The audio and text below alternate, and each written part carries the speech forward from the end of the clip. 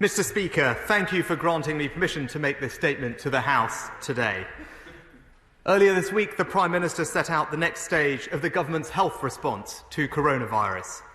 Today, I want to explain the next phase of our planned economic response. The House will be reassured to know I have been developing plans to protect jobs and the economy over the winter period. Plans that seek to strike the finely judged balance between managing the virus and protecting the jobs and livelihoods of millions.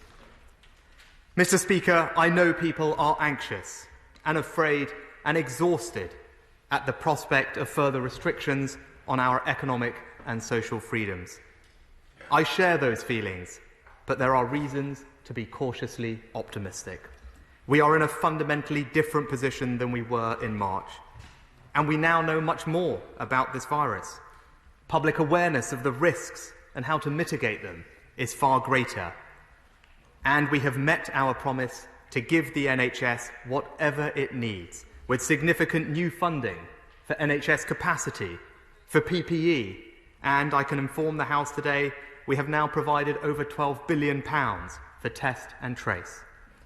In economic terms, while our output remains well below where it was in February, we have seen 3 consecutive months of growth, and millions of people have moved off the furlough and back to work.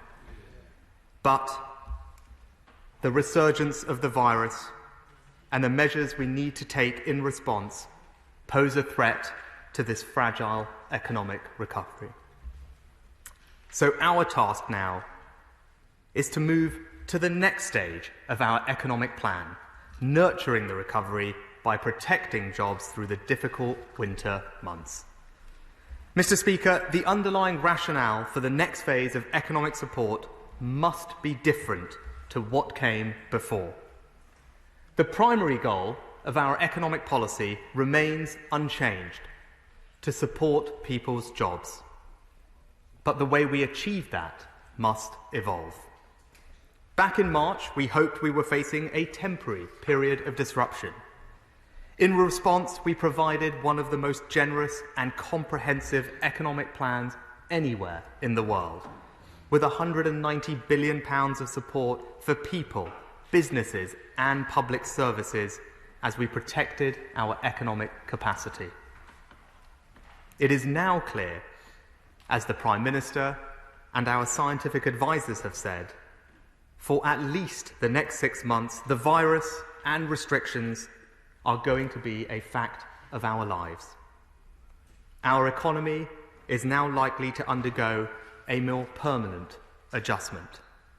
The sources of our economic growth and the kinds of jobs we create will adapt and evolve to the new normal.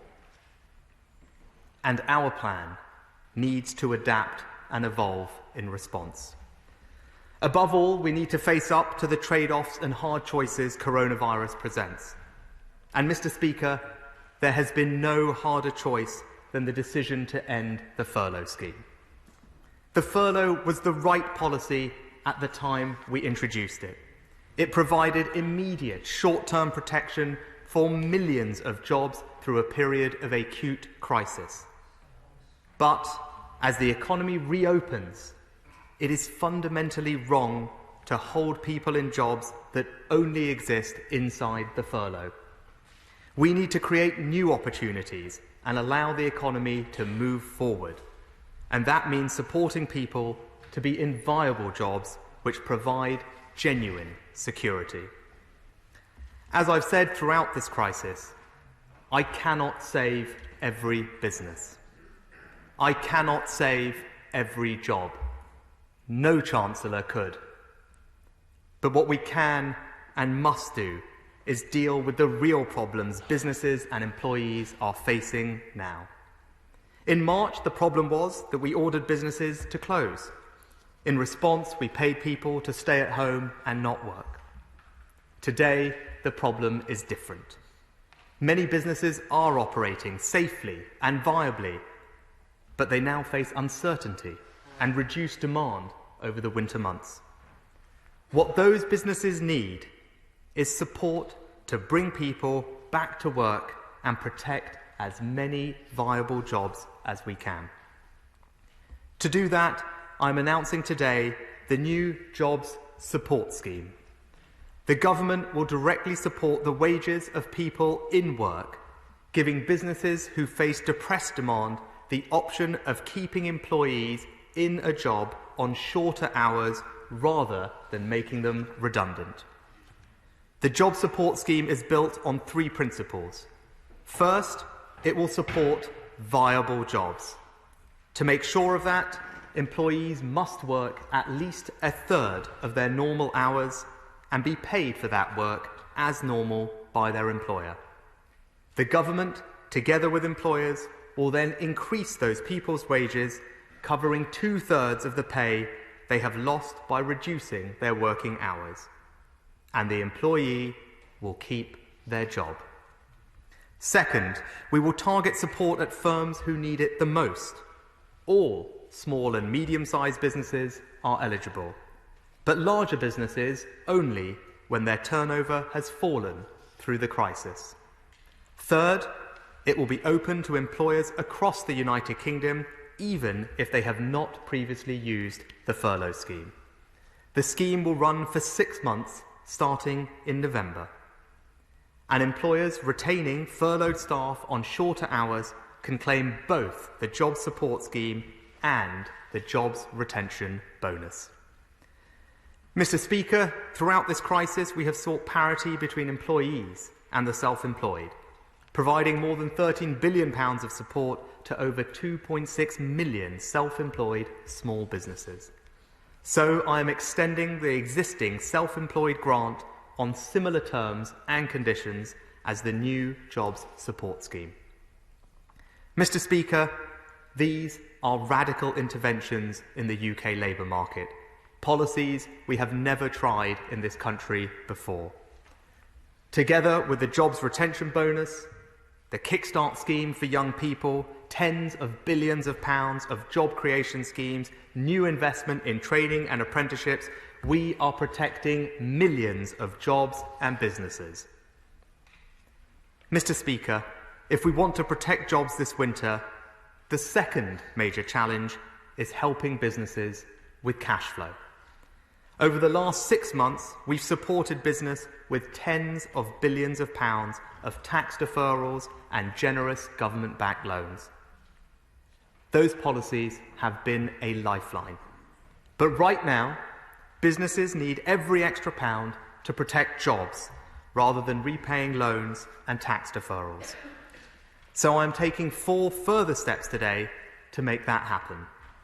First, bounce-back loans have given over 1 million small businesses a £38 billion boost to survive this pandemic. To give those businesses more time and greater flexibility to repay their loans, we are introducing Pay As You Grow. This means loans can now be extended from 6 to 10 years, nearly halving the average monthly repayment.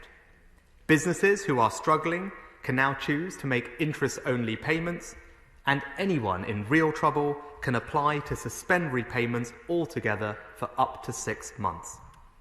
No business taking up Pay As You Grow will see their credit rating affected as a result. Second, I am also changing the terms of our other loan schemes. More than 60,000 small and medium-sized businesses have now taken out coronavirus business interruption loans. To help them, I plan to extend the government guarantee on these loans for up to 10 years, making it easier for lenders to give more people more time to repay. I am also extending the deadline of all our loan schemes to the end of this year.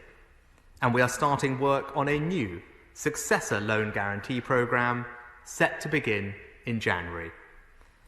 Third, I want to give businesses more time and flexibility over their deferred tax bills.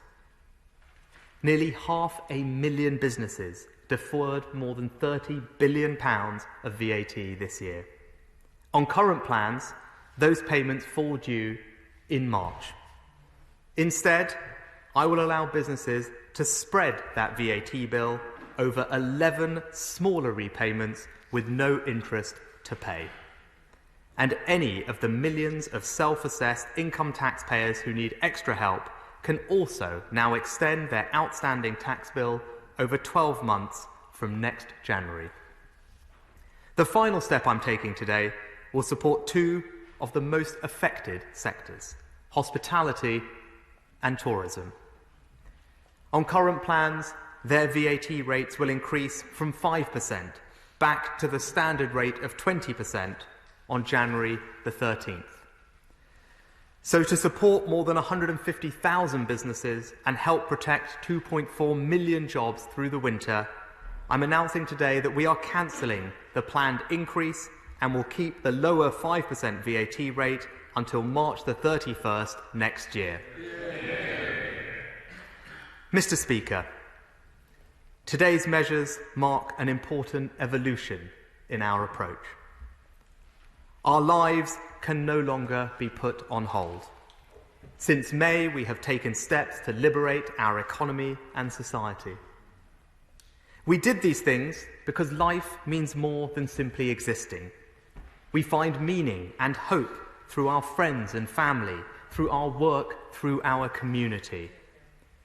People were not wrong for wanting that meaning, for striving towards normality, and nor was the government wrong to want this for them.